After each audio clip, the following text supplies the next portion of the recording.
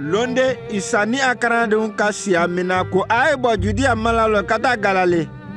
Wa bɛɛ ni Isa tɛ se Galale fo e Samariya duw lɔ timi. O waati lɔ Yahudiyaw tɛ Samariyakaw jate la a ye denw wele ko w'u kɔsɔni. Wele kɔsɔn Yahudiyaw dennin tɛ i ɲɔgɔnma la siyata la ko sa a ye kana tɛmɛ wulu ya duw lɔ. Wa Isa kala wulama ka Samariya duw lɔ timi. Ana se me kɛra taama bolo a kisi kɔlɔnde da la teretara waati le tɛ. A ka to ye Samariyaka muso de ka na ji ta di a lɔ. Isa ko a ɲɛ zɔji la ne min. Muso ka Isa jaabi ko i leme Yahudiya le. E di yen de la min ji la.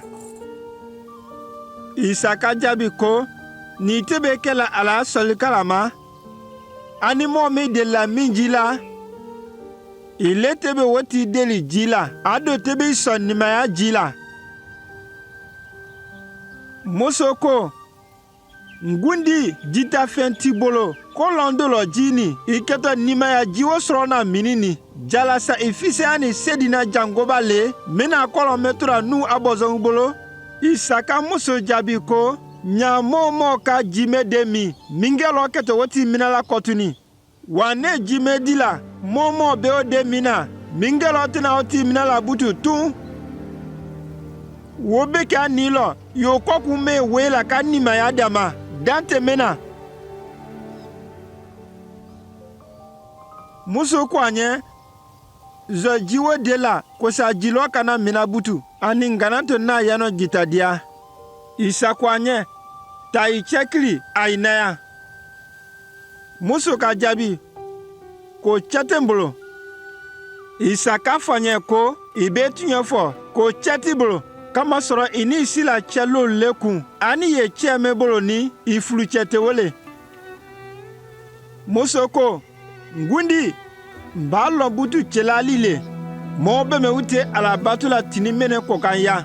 Wa alu Yahudiyaw bolo ko mɔgɔ bɛ k'a ka alabato Jerusalɛmu le. Isa ka jaabi ko i ye lana waati de natɔ mɔgɔw tɛna alabato la tirimɛ kɔkan wala Jerusalɛmu. Ala ye ni lele a do mulu ya bato la fo a ya bato ani sanaya ni ya dɛmɛ ni sababu la yo e tɛmɛ bɛlɛbɛlɛ kɛ. Muso ko ngalɔ ala ya masatɔ ma se ni natɔ wo be nala a kɛtɔ ko be ɲafulamɔgɔ ɲɛ. Isa ka jaabi ko ne le wele me kumala i fɛ nin.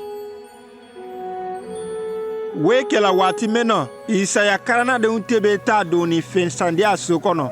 A y'i se kwani a y'i ka kabakoya kamasɔrɔ a y'i ka Isa ni muso sɔrɔ balo la.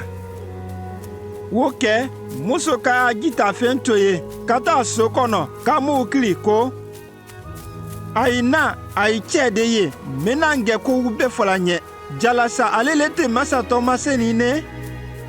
Wo fɔ sokɔnɔmɔgɔw kana Isa madiya ko e waati ni natimi a y'i fɛ. Isa ka tere fila kɛ sogo kɔnɔ a y'i siyama don ka dengereyama. A y'i k'a fɔ muso ɲɛ ko mɔgɔ b'a lɔn butu fewu ko ale le dunuya bɛɛ la kisi bɔ ale.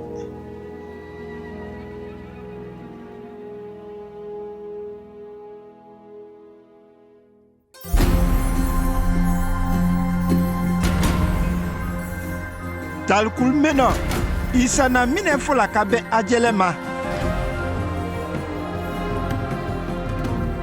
Isa kande nimaya jime ma o kɔlɔ ye min dɛ le.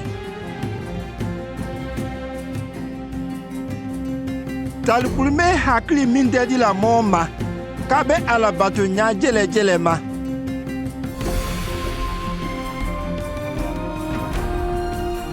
Talikulu min hakili min dɛdi la mɔgɔ ma k'a bɛ mɔgɔ dama ɲa ma ala ɲakɔrɔ.